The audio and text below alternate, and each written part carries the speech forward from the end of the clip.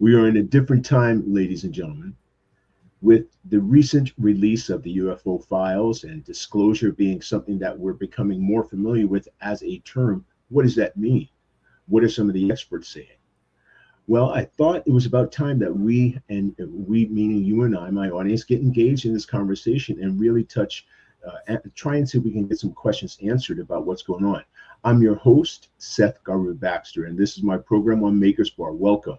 Today, our special guest, his name is Stephen Bassett. He is a political activist and a leading advocate for ending the 65-year government-imposed truth embargo regarding the extraterrestrial presence engaged in the human race. And first off, a UFO lobbyist. Let's just start there. Stephen, thank you so much for joining us today. What is a UFO lobbyist? UFO lobbyist was what I became in 1996. I decided to engage this issue as an activist, and I needed a way to get some attention, get noticed, and I knew that no one had ever registered as a lobbyist, and so I did. I was the first one, which is kind of cool because of that, and because I was based in Washington. I got a Washington Post interview, a big one. They put it on the front page of the business section, and so I'm the first UFO lobbyist, and that's how I launched my activist work. Did I get to do much lobbying? No. Nobody was going to talk to me. I sort of sent stuff to up on the Hill and so forth, but I couldn't lobby like people think of lobbying. I had no money, right? And the issue was ETs. So, but I kept that lobbying registration until recently, and I think it lapsed, and I'm not sure why, but I remained registered all that time. Now, if we get disclosure, I can maybe see doing some lobbying. So I got to get my registration back up. But what I ended up doing was the next best thing. What I could do is I lobbied the media. In other words, I engaged the media big time. But as an activist, just not a UFO researcher, right? About the politics of it. And I think about 400 articles have been written about my work in one degree or another. And I've got a list of those. I need to promote that a little bit. And of course, I think I helped generate a lot of the media. And so I lobbied the media. And when you get something into the media, the Congress does see it. So that's another way to get to Congress. Now, of course, Congress is fully involved. And I'm, am I doing a lot of lobbying? No. It's like they almost don't need it. I mean, I've been up on the Hill and I've done some things, but it's kind of interesting. It's the origin story of my work. I was the first person crazy enough to register as a lobbyist on UFOs in the United States. So tell us, take us on a journey. You as a kid, young Stephen, how did he end up on this pathway? It's not complicated. I was a kid. When I was a teenager, early teenager, was the golden years of sci-fi, the beginning, one of the great eras of sci-fi, the 50s. And we didn't have the movies much and weren't too any of that, but we had books. And so I was reading all the sci-fi books, the great ones, like Heinlein, Asimov, and so forth. And that's fantastic. Wasn't really that thrilled with Shakespeare or the great books, right? Archimedes or whatever the hell. But I loved science fiction. And so naturally, when the sci-fi movies started coming out, and by the way, I think Roswell helped stimulate that, I went to the sci-fi movies and I'm going, yeah, I like these. Dramas, not so much, sci-fi movies. So that led to the fact that I was more interested in science. So I studied science in school, eventually got a degree in physics. Then my life just sort of went off in a direction. But during those years, I'm still watching all the sci-fi movies I can see. So my interest in the subject was easy. And the truth is that I was convinced that there was an extraterrestrial presence by the time I was, in high school. What made you convinced? If you don't mind me asking, what made you convinced? Well, because there were articles. Articles written. One of the most famous was, I think, the 1966 article on Betty and Barney Hill. It might have been something prior to that. And there were things that were out there, obviously. Okay. And when I read them with no bias, nothing to get in the way of me just trying to interpret it. It was clear to me it was true. It was clear to me that these people were telling the truth and the various sightings that were taking place. So I said, of course, what else could it be? Now, does that mean I had absolute proof? No, but it's a common sense. By the way, a simple common sense engagement of the evidence that even from the early days, 40s, 50s, 60s, is more than enough to make the case that, of course, there's something here. It's not us, it's from somewhere else, probably from other stars. And the only reason that that wasn't working is the government had committed to ensuring that it would not be accepted, it would not be known. They undermined the issue and got in the way of common sense. But I didn't have a problem with there. I just applied common sense, and it's still the case. So when I reached a time in life when I needed to make a hard decision about what I'm going to do, because I was not happy with the way things have been going and what I was doing. This issue was there, right? This issue was there, and I decided, okay, this is it. I had read some books just prior to that, and that's the story. It's that simple. And also, I had reached a point in life when trying to acquire stuff and be happy and all those things, it just wasn't working out for me. And I was like 49, and I think something in me said, stop striving so much. Why don't you just serve? Why don't you just help others? There's a lot to be said for that. I'm not saying it's not cool to, have couple of $100 million, but on the other hand, you can have a lot of money and be extremely unhappy. And so this issue for me was my way to serve. And that's what I've been doing. I've always been acted as a nonprofit. Now I am a nonprofit.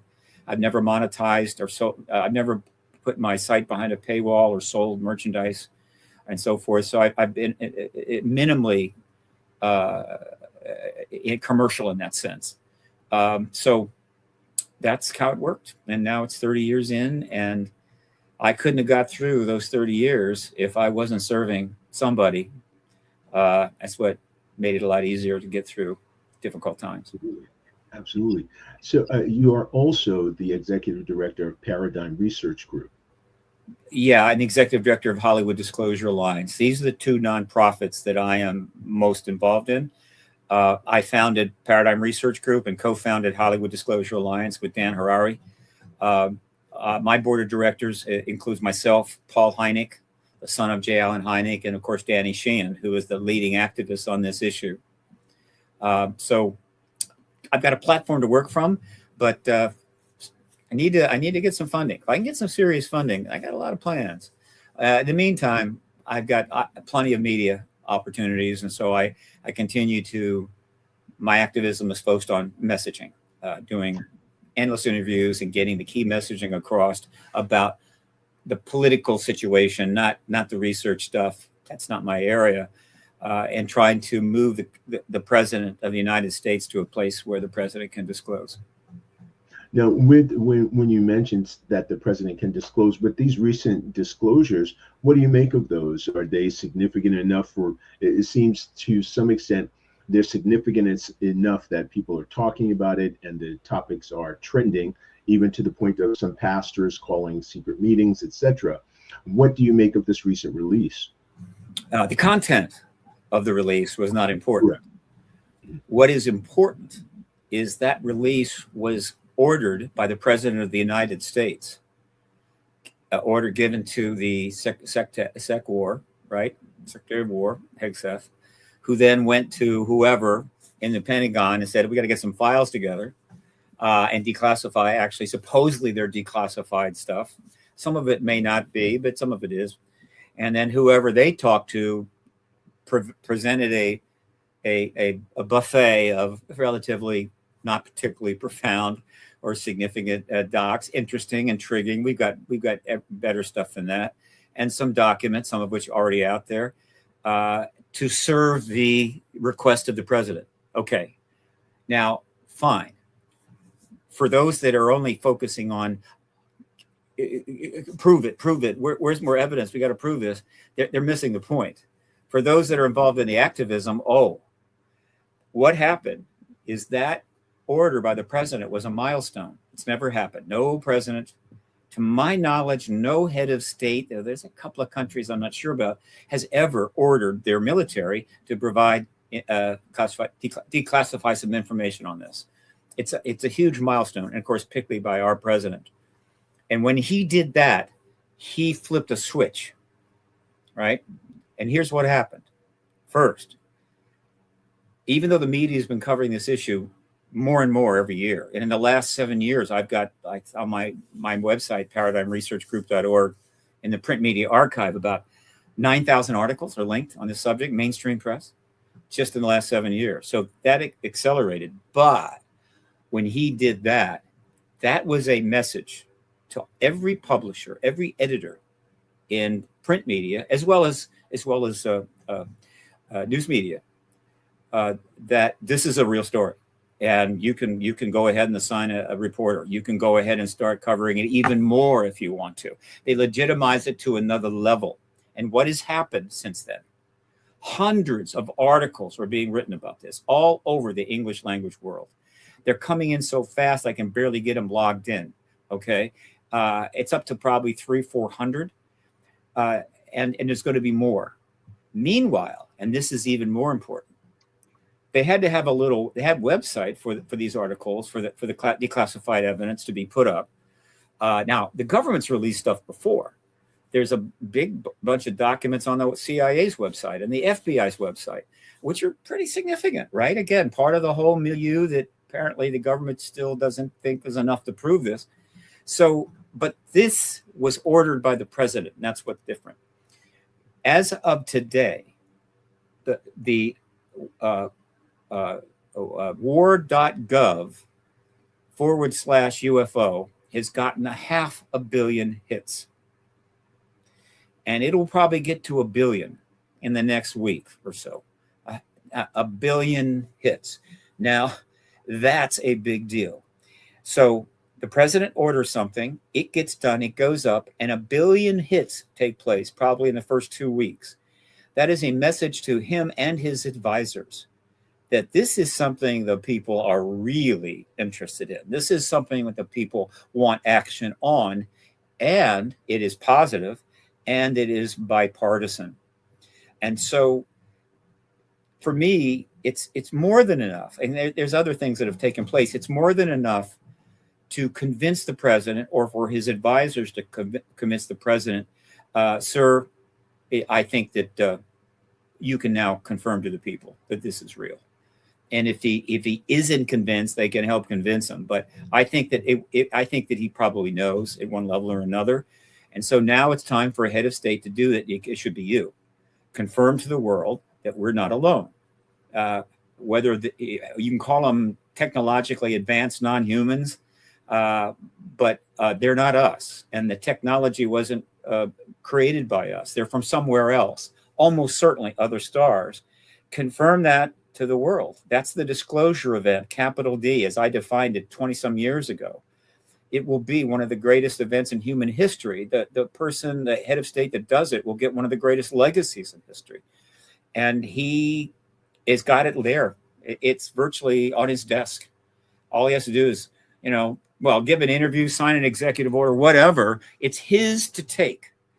And more importantly, because of all this huge increased interest that he has created by making that demand to Hegseth to get those files out, which are not that big a deal, but because he legitimized it as a presidential act, other heads of state are probably much more likely to make a move on their own. And so if another head of state comes forward and confirms it, that head of state gets the legacy. That country is leading in a sense, and he's lost it. He's his second. He's just confirming what some other head of state has said. I don't think that is the way President Trump would like this to go. And so I think he needs to act quickly. And I'm going to be repeating that in many interviews over the next coming weeks. Do you think he will act quickly, or do you think, because it was some of the conversations I've heard recently are, that there's grave concern that the citizens will react harshly. And so they're just doing smaller amounts of disclosure. And we shouldn't expect to hear anything else before next year or so. Do you think this is going to be a faster process? Well, first of all, the government has been putting out stuff that it will be received badly for 80 years. This meme has been out there, and increasingly fewer and fewer buy that. And when you talk about things going badly, let's forget the ETs for a minute.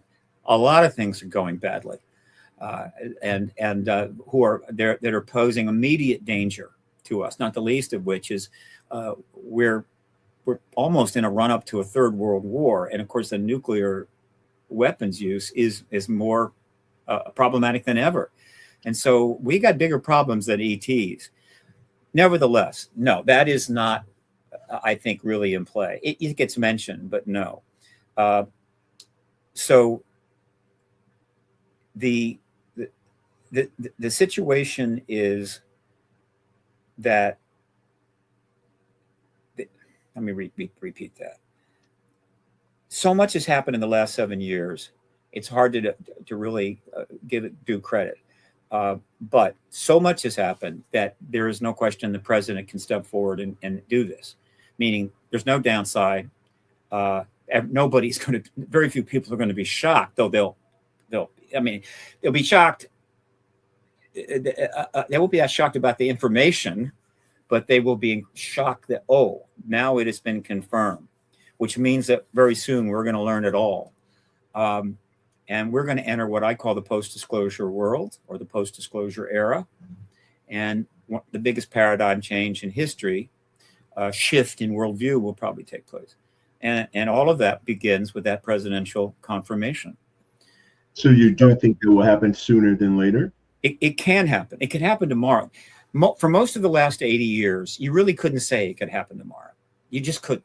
You could say, well, it's looking better, we're making progress, but no, because the platform hadn't been built for the president to stand on.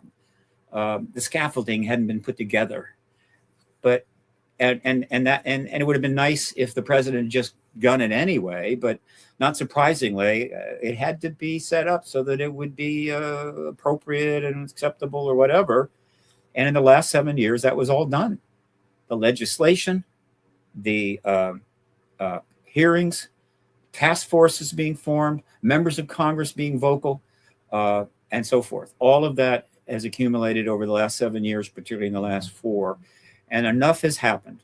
Enough is in place for the president to come forward and do it. And when he does, he's not going to have a lot of negative blowback. It's going to be all positive. It's not going to shock anybody particularly, but it has to be done. Until we get that confirmation, we're not going to be able to get, in a timely fashion, all the information we need to know. We need to know everything, frankly, about what has happened. And the rest of the world is not going to get it. Other heads of state will follow very quickly and back up the president. They're not going to sit silent. They're going to now.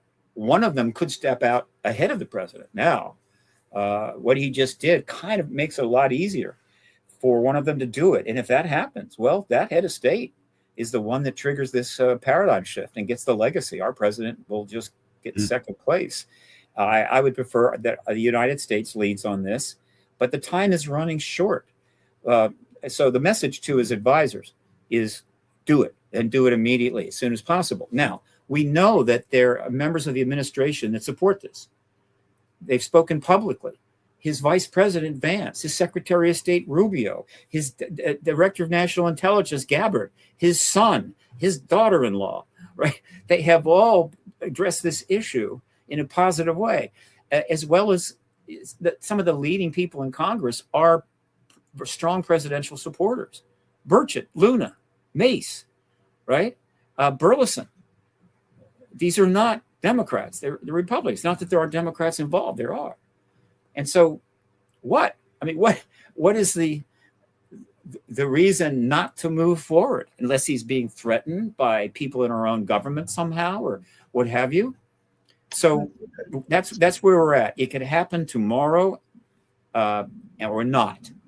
But I'm assuring you, as those hundreds of millions of views accumulate, and when they bring out another tranche of documents, which will probably not be that big a deal, it'll be another lukewarm but declassified stuff. Millions more will accumulate.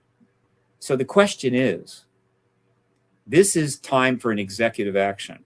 And this is a president unlike any we have had that is not shy about making executive actions. I believe his presidential actions, maybe this is the largest ever by a president, certainly over 2 administrations. I'm not sure, but I think it's the largest. So this is hardly alien to him, pun intended. And I'm thinking, great, okay, fine. 13 other presidents since Roswell could have disclosed this. Absolutely could have disclosed it. They chose not to. A couple did try to get into it, but they were pushed back, probably by their own Department of Defense. What do you think? This is not a man that's going to get pushed back by his Department of Defense. What do you think they didn't release it sooner? It's the key question I've answered many times. The reason this embargo, this fundamental truth embargo, which is basically a massive lie, has survived 80 years, in spite of the fact that the matter that's being addressed is flying above us a lot, right? And evidence and aspects of it are coming forward constantly, which is kind of remarkable. It's the emperor new clothes thing. Basically, the government basically said the emperor's got a great set of clothes, and we've somehow gone along with that for 80 years. I mean, that's pretty weird, isn't it? Is the timing, which, by the way, is not accidental, because I think it's part of the ET agenda, as I like to call it, is that Roswell happens in July of 47, just as the U.S. government is finally being convinced that, in fact, things are not going to go well, that the Soviet Union has got the bomb secrets. They're going to test both atom and hydrogen bombs. They are building missiles. They have their own German scientists, like we got, and they are not our friends. An Iron Curtain was over Europe very quickly, as Winston Churchill talked about. And the lines were drawn. We don't like you, and you don't like us, and we're both going to have nuclear weapons.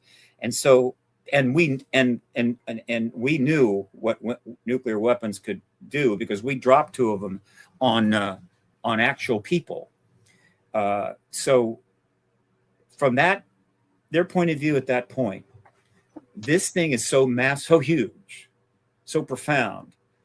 And it is.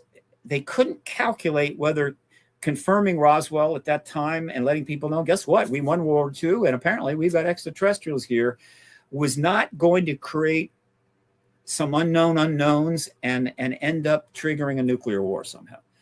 There's a potential. They had a craft. Do the Soviets have a craft?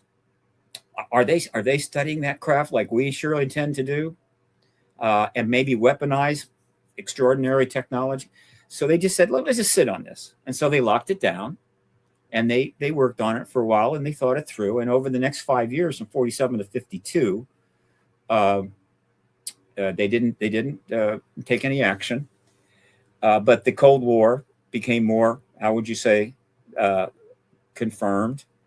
And then in 52, you had a flyover. You had what we'll call the Foo Fighter flyover of the Washington, D.C. for a couple of weeks. Not hard craft, but these plasma effects that the ETs are able to maneuver and use.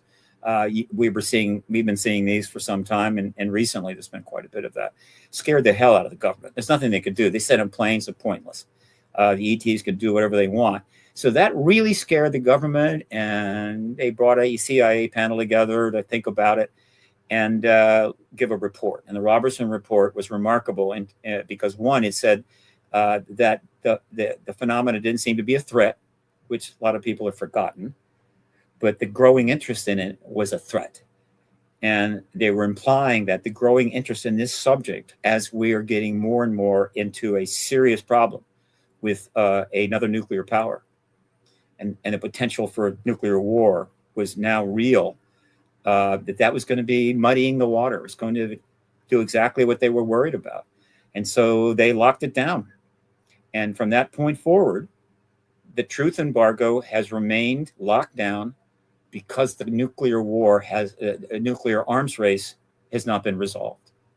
We peaked at 85,000 nuclear weapons in the mid 80s. 85,000. I think now we're down to about 20,000.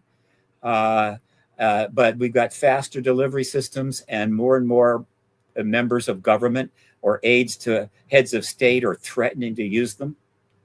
And so that is the reason why we were not told, fundamentally. Okay. The defense contractors would rather we didn't know because they're making a fortune off of all the re-engineering work and the science they're developing, which they intend to monetize. But mostly it is a national security matter, and it is legal. It is not a cover-up. It is a embargo, a legal embargo, but not formally formalized, right? But it's time to end it. It's just time. We know too much already. It's worldwide out there. Maintaining the lie or maintaining the embargo is now doing more damage than what the ending the embargo will do. So that's kind of where we are, and that's the somewhat long answer to that question. Oh, it framed very well, actually. I'm curious. So, what happens next? The president confirms we are not alone. What happens next? I found some very interesting things on your website, which I definitely would recommend my audience to check out. Thank you. The website is extremely well formulated and great for looking up and learning more about Paradigm Research Group, in addition to some of the positions you held. But you did pose on one of your question pages about what happens next, and I'm curious, in your view, what happens next? And then I'd like if you can tie in. So, do you feel our leaders from not just the United States, but other world governments as well, have already made contacts? If those two questions can be joined together, let's see. Look, the issue of countries making contact is still not clear. Well, the ETs are having contact with people. We know that. That's a whole nother matter, contactees. And some of those contactees could have been members of government, members of the military, members of intelligence services, whatever.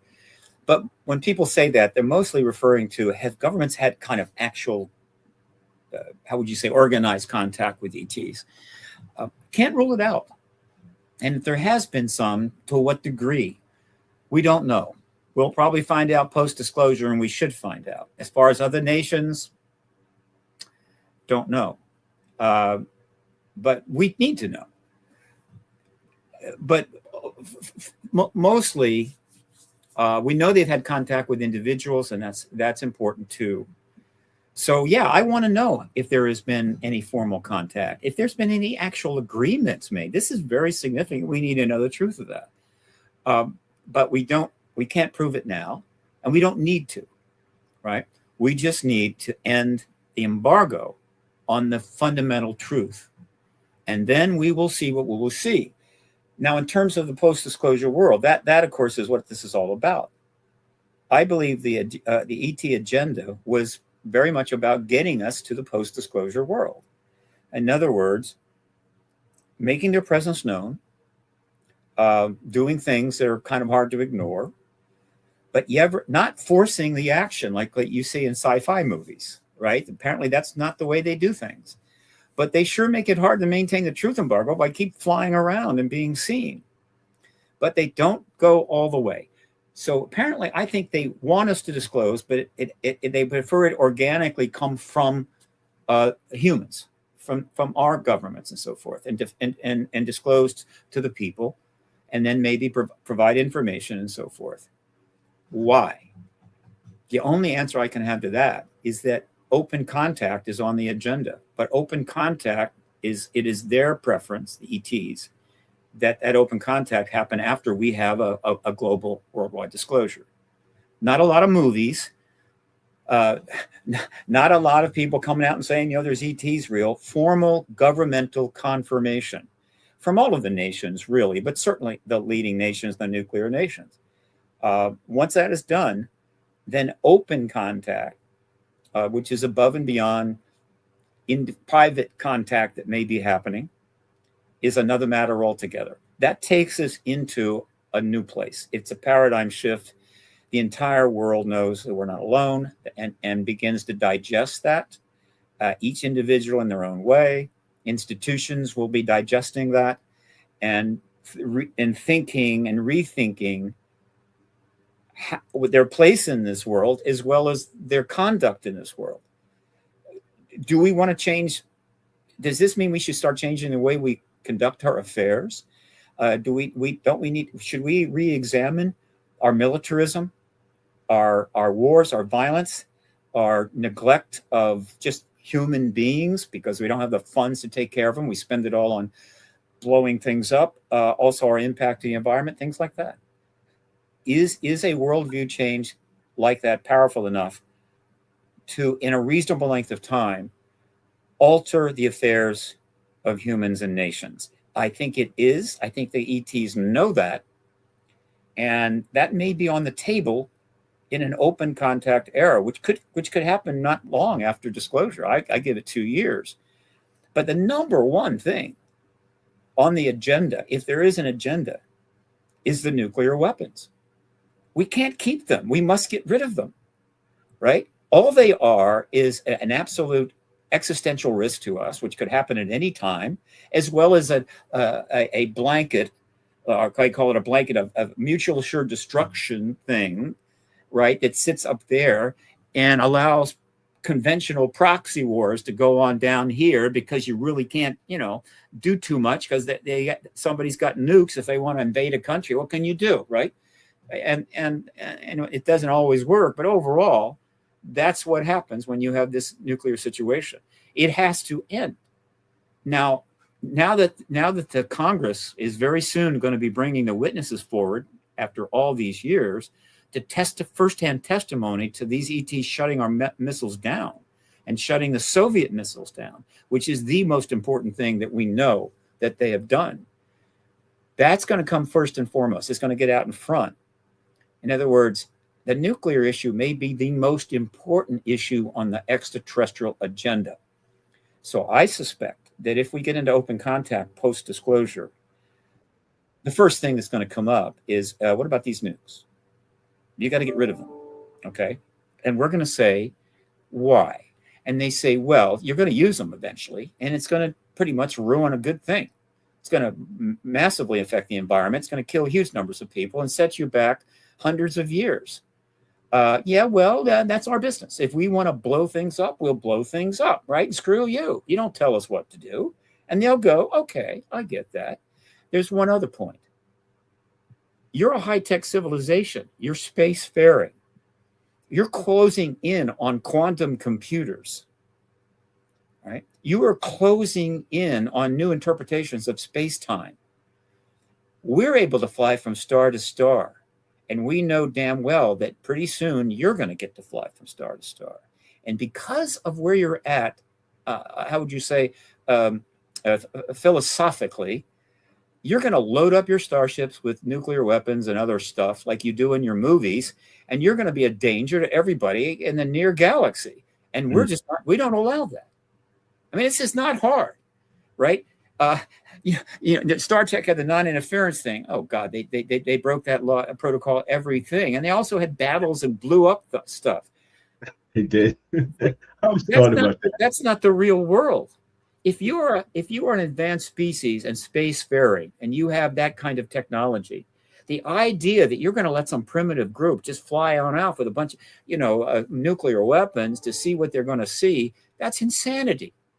And if we encountered a civilization and turn it around, we get star travel maybe 50 years from now, when we go out there to some star system and we see a planet like ours getting blowing itself up and getting ready to be able to maneuver star to star.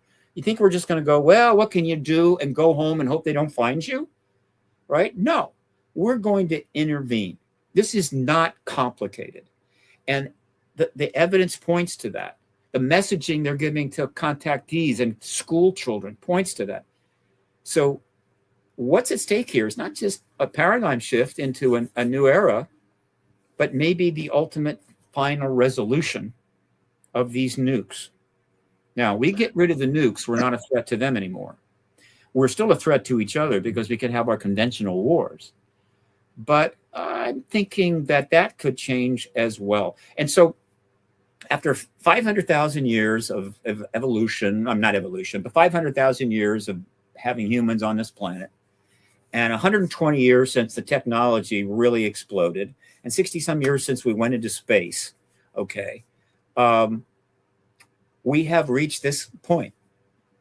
You only hit there one time, really, right? So we had a couple of billion-year-old planet, and for the first time, we've hit this point where this matter of us being able to go into space and the fact that there's other entities out there is now coming together to be dealt with. And we just happen to be alive to be present. There's only 4 generations that's going to be present for this event, assuming we can get it done, right? And I feel very lucky in that regard. So it's up to us to help get it done. Now, the ETs could force this anytime. They could put massive ships over 100 cities, and that would be, well, that's pretty much disclosure. But it would be pretty traumatic. It would not be a good way to open discussions. And so for whatever reason, they don't do that. And the implication seems that we're supposed to do it, but we're resisting. But resistance is futile. And so consequently, I'm anticipating disclosure. And I believe it can happen at any time. And there's a lot of people that are starting to message the White House about this. I'm 2 blocks away. If they want my face-to-face opinion, I'll be happy to walk over. And that's where we are. I mean, it's as big as that. And this recent act by the president is a milestone of great significance, which I don't think he knows yet, but I think soon he will understand that. You wouldn't think he would know how significant this is, because Trump is a shrewd man, if anything, and he pays. I think we all knew this. He likes to pay attention to what the masses are saying as a populist to some degree. So you don't think he really knows that? I think that. Well, this is an issue that's, it's challenging. Okay, I don't think he's been studying the issue during his life.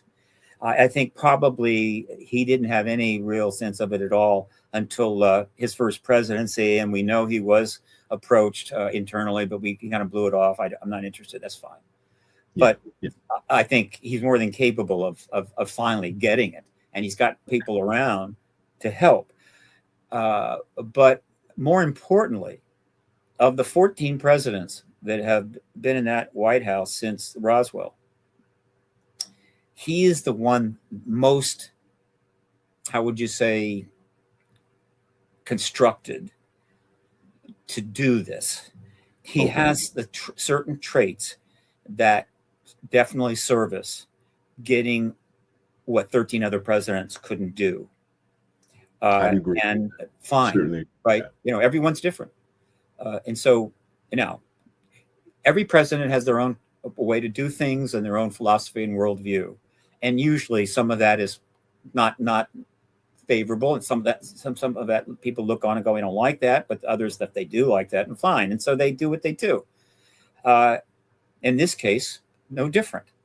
The president has approaches and thinking on stuff that some people think is not helpful, and stuff that is helpful.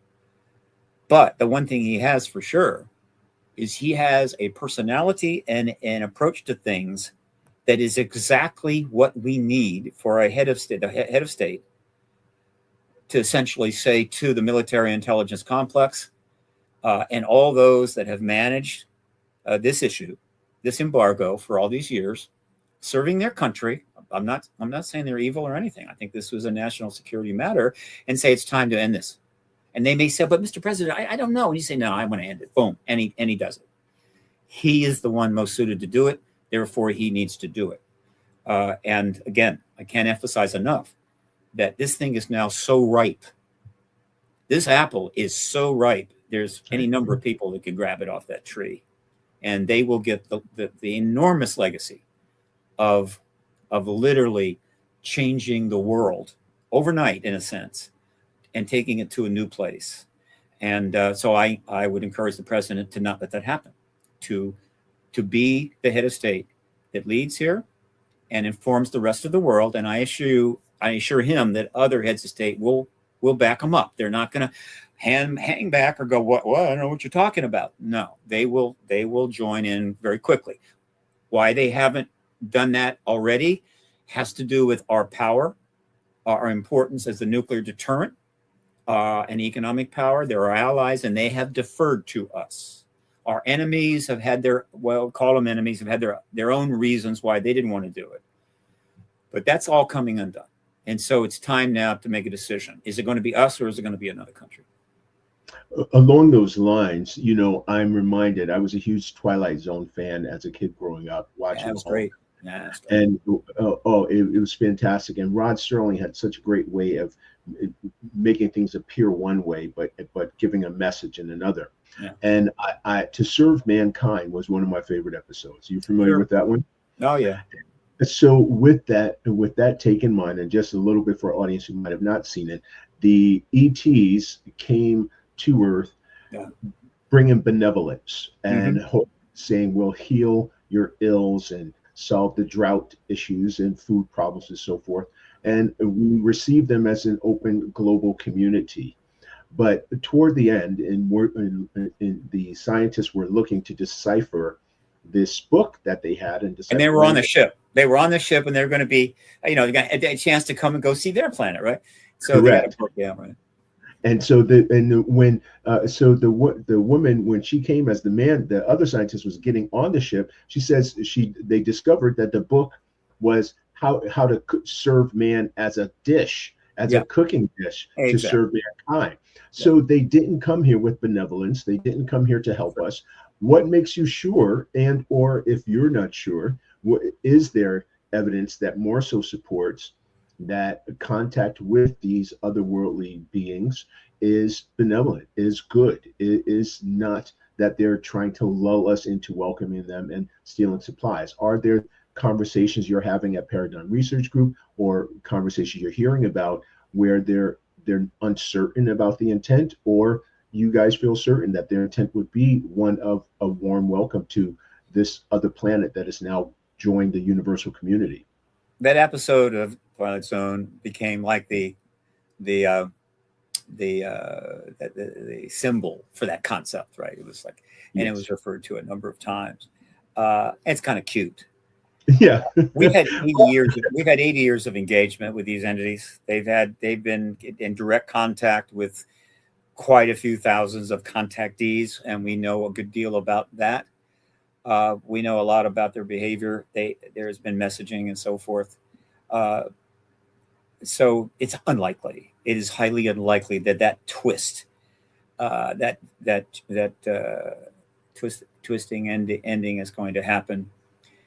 But let's be clear, and the government will acknowledge that, right? I mean, that's not something that they would hide.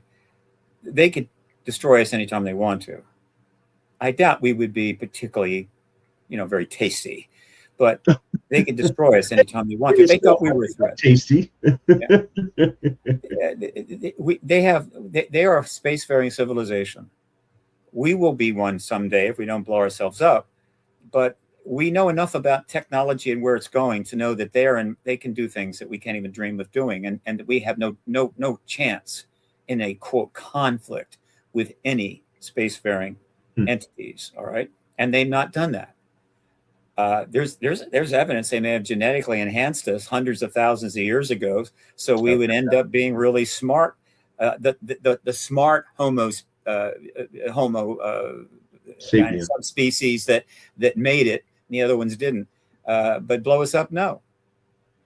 So I'm just not worried about that. And we got bigger things to worry about than the ETs are going to turn out to be really nasty and going to do terrible things to us. And if they are, there's nothing we can do about it. So while there's a very good case that we need to disclose and enter a post-disclosure world, there's a very thin case that there's going to be a terrible ending to this. And if there is going to be a terrible ending, we can't do anything about it.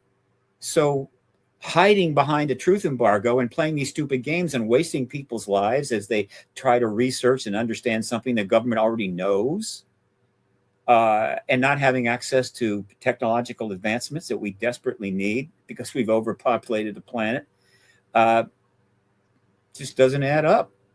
So Okay. that is not a problem. Along I those will be lines, shocked, and I'm not worried about it myself. okay. Well, along those lines, in some of these contacts, and I'm curious about your view on this.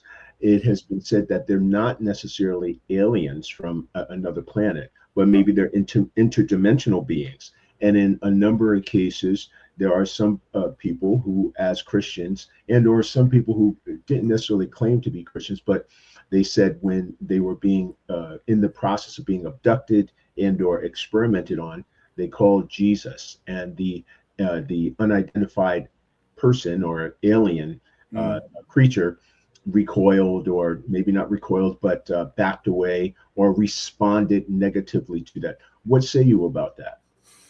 Interdimensional beings, for one, and then Yeah. that Jesus as a name seemed to have brought some type of reaction.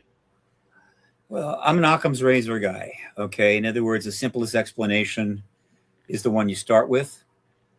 And the simplest explanation is there from the stars. Okay. Uh, Not from another dimension and not from the future. There's just not much scientific evidence for that at all. Just little threads that you can expand on, but the idea of going star to star, common sense. If we had the ability to move star to star, would we do it? Absolutely. Okay. All right. So unless we can definitively say there is no way to work with space time in such a way that you don't take 10,000 years to go from one star system to another, then that's what's going to happen. So common sense says that's what is happening. All right. Now, secondly, contact between ETs and humans is going to be the major topic post disclosure pretty quickly. For The sure. reason it's not a major topic in the ramp up to disclosure is because in order to build the platform for the president and get the media involved in the right way and members of Congress and legislation, that is just too much to put on their plate. You go there and they're going to pull back. So the fundamental approach by people that were working the Congress and bringing the witnesses forward was basic national security and technology.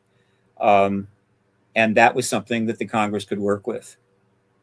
I plenty of members of Congress that are working with this or know about this issue know that ET contact thing, the contactee thing, is out there. But we're not going to be able to address it until after disclosure. And we will. I assure you, it will be a big deal. And we will start learning even more and maybe more effectively learn what it's been all about. Um, I think there's some good there and there's some bad there. It is what it is. Uh, all I can say is they do take people and they're doing work, research, genetics, and so forth for reasons I think are theirs. They need to do this, and they put them back in their bed. Thank God. Yeah, there's Why take them? Why take them at all if you had to put on a guessing hat? well, I think the evidence is clear. I mean, I've read a lot about contactees. I know contactees. There's hundreds of thousands of reports in private researchers of faults that could be eventually brought forward that have been sent to them by contactees purely because they just wanted somebody to know. They couldn't tell anybody else, so they wrote it up and sent it to a researcher. They got huge numbers of these. And I think, and we will eventually start getting into those and being able to study them. But we're going to learn, I think, what many other contactees have already said publicly. Um, they're doing genetic work um, that is needed Is and it? needed for them. And the reports are pretty straightforward. So they're doing genetic work. They may be doing some other things, but the fundamental thing that is, I think, central to the contact events is the genetics they're doing with humans. They need our DNA. They're using it in some fashion. There's talk of hybrids. I happen to think that's true. I don't say things like that to members of Congress, but I happen to think it's true. And we're going to find out about this.